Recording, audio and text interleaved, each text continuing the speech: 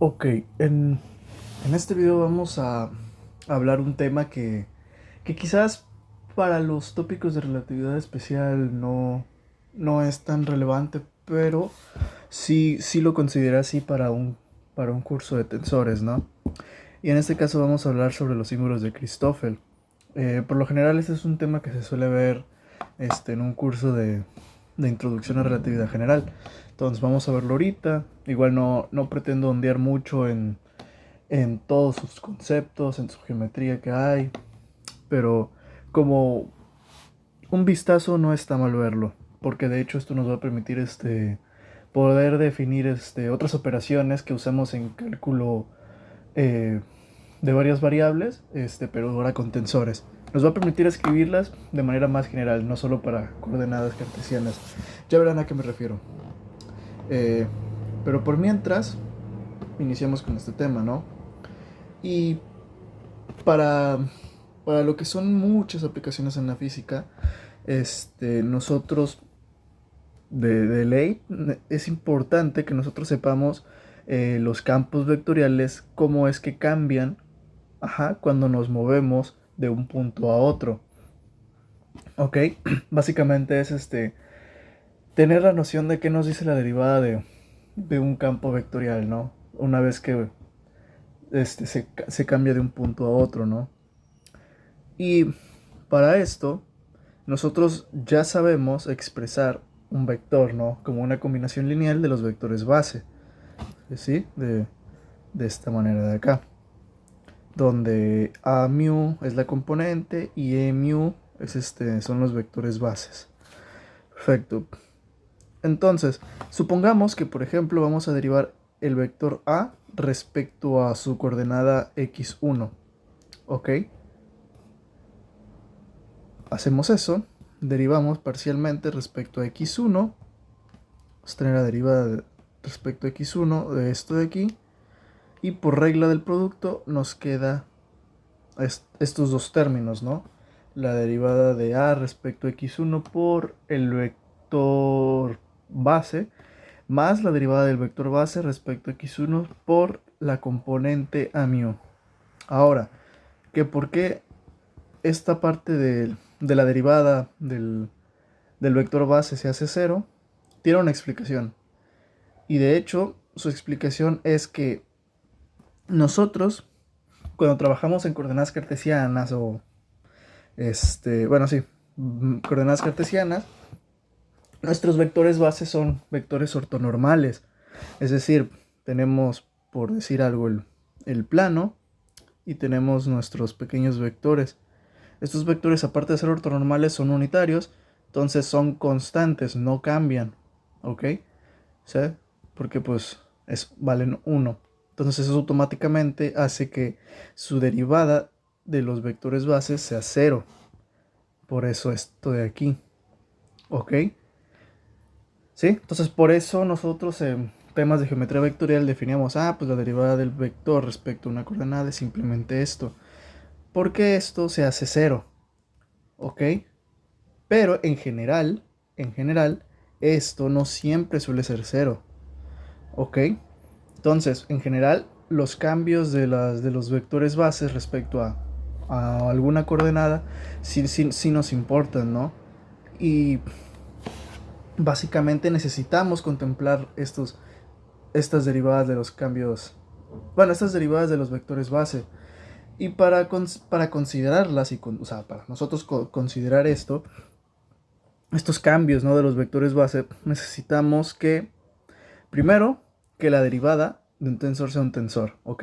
Porque al final de cuentas estamos trabajando con tensores, que engloba lo que son los vectores y los escalares y esto, ¿no? Y bueno, una vez nosotros tengamos una forma de derivar que transforme como tensor, bueno, esto nos va a permitir, o vamos a necesitar mejor que nada usar lo que es el concepto de la derivada covariante, ¿no? Esto va a ser muy importante, esta definición. Pero por lo mientras, antes de entrar en el tema de la derivada covariante, sí será primordial primero conocer los símbolos de Christoffel, ¿ok? Entonces vamos a ir como que construyendo estos dos temas. primero en este video los símbolos de Christoffel, ¿ok? Y para esto vamos a definir los símbolos de Christoffel de esta manera. Los símbolos de Christoffel se van a denotar como la gamma mayúscula con superíndice K y subíndices I y J, ¿ok? Multiplicados por un vector base, no sé, EK, y va a ser igual a la derivada parcial de un vector base respecto a las coordenadas x, j, ¿no? Así lo vamos a definir. De mientras, esto no se define del todo así, ¿ok? Pero para construir la definición lo definimos así. Y básicamente los símbolos de Christoffel nos da la magnitud de una componente de la derivada del vector, ¿ok? Básicamente esto queda mejor explicado si nos preguntamos lo siguiente. O sea, ¿qué nos indican este símbolo gamma? ¿Qué nos indica el símbolo gamma y sus índices? Entonces, por ejemplo, es un simple ejemplo. Supongamos que tenemos este símbolo de Christoffel aquí. Tenemos teta, r y teta. ¿Ok? Lo que nos está diciendo es que el cambio en la dirección r causado por un cambio en la dirección teta nos da una magnitud de 1 sobre r que varía inversamente con la distancia, ¿ok? En la dirección teta. ¿Sí? Entonces, tengo un cambio en r causado por un cambio en teta, nos da esta magnitud en la dirección teta. Eso es lo que nos está diciendo los índices, ¿no? Otro ejemplo podría ser ¿no? En el que el cambio en r causado por un cambio en teta tiene magnitud 0 en la dirección r. ¿Ok?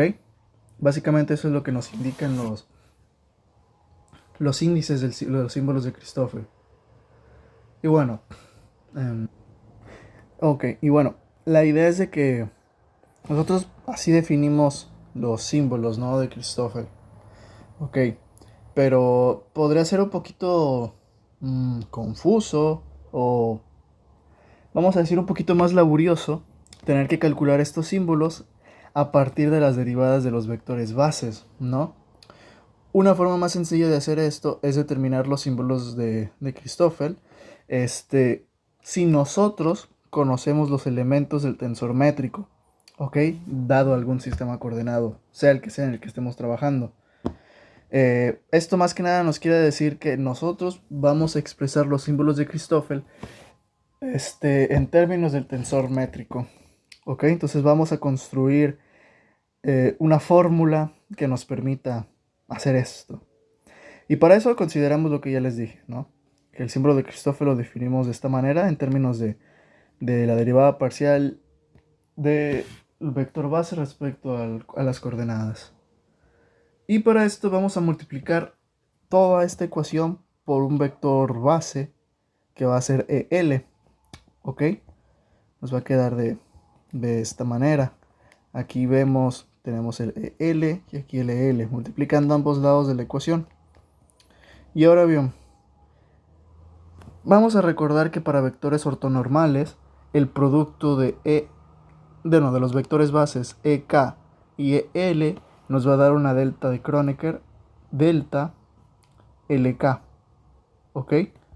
Entonces, vamos a sustituir esta delta aquí y nos va a quedar de esta manera. Luego, usando lo que nosotros ya conocemos de las propiedades de la delta de Kronecker, vemos que tenemos aquí el índice repetido K, y entonces sustituimos el K de aquí por la L. Todo lo del lado derecho se queda igual, y entonces nos queda esto de aquí, ¿ok? El símbolo de Christoffel ya solo del lado izquierdo, siendo igual a esta derivada parcial la derivada parcial del vector base respecto a las coordenadas por un vector base, ¿ok? Ahora, nosotros, porque podemos renombrar índices siempre y cuando no rompamos ninguna regla de la convención de Einstein, podemos hacer que este término de la derivada parcial reescribirlo como este de acá. Básicamente es intercambiar los índices, renombrar los índices. En vez de la I escribimos J y en vez de la J escribimos I. ¿Ok? Entonces es simplemente una renombrando índices. Y esto nos permite escribir el símbolo de Christoffel de esta manera. ¿Ok? Básicamente aquí lo que hice fue de que, pues mira, si esto de aquí es igual a esto de acá, entonces sería un medio más un medio de, bueno, mejor dicho, un medio de esto más un medio de esto sería igual a 1 de esto de aquí, ¿no? Que sería esto de acá. ¿Ok? Entonces básicamente renombré y separé en un medio. ¿Ok? Eso, no hay un motivo para hacer esto, simplemente es porque se puede, ¿saben? Es como que si yo tengo 1A, yo puedo ponerlo como A medios más A medios, ¿ok? O sea, no hay ningún problema con eso. Entonces, tenemos esto de aquí y a esta expresión de acá, del lado derecho, vamos a sumarle dos ceros convenientes, ¿ok? Los cuales serán estos de aquí que les estoy subrayando, ¿ok? Si se dan cuenta, aquí tengo, a ver, de este lado tengo esto de aquí, aquí, esto acá, ajá, el azul con el azul, el rojo con el rojo, y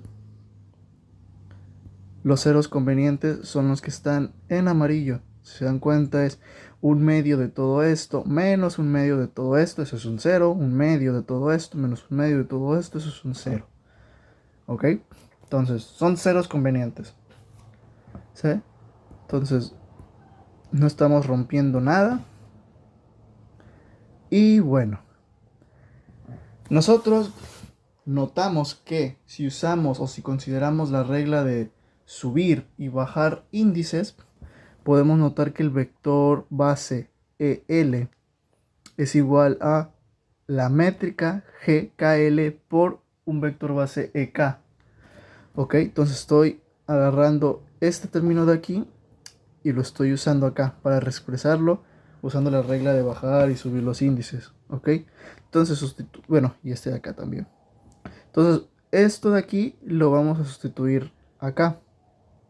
Ok, entonces haciendo eso nos va a quedar esto de aquí. Ok, aquí sustituimos esto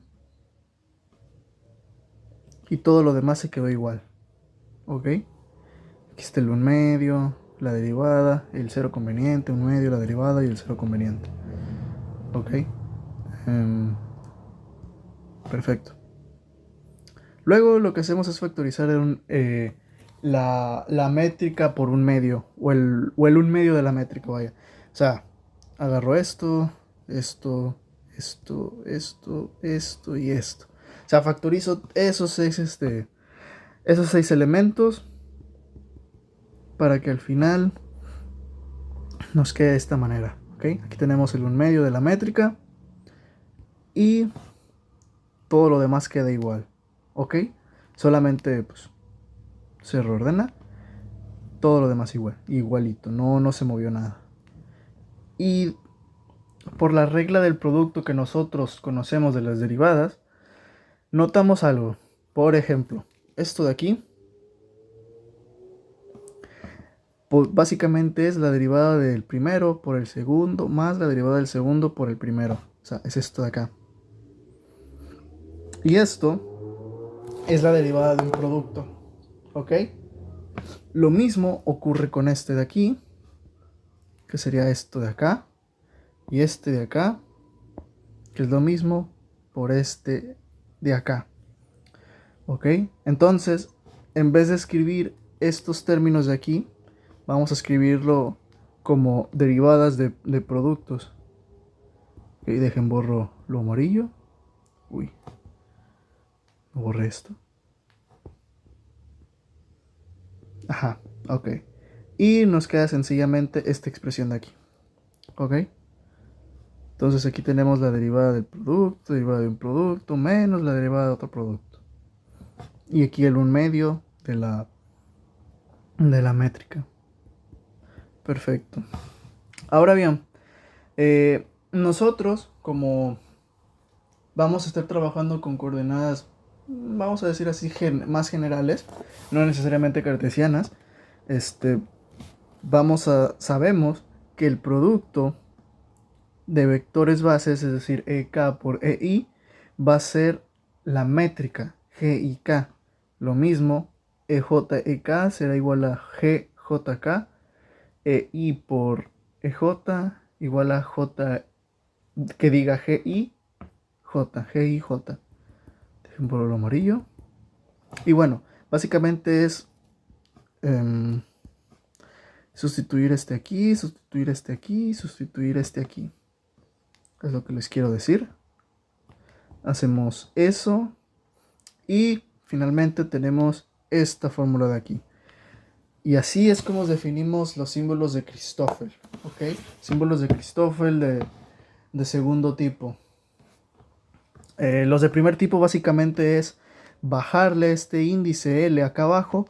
Y al bajar este índice se va a ir esta métrica por la regla de subir y bajar índices.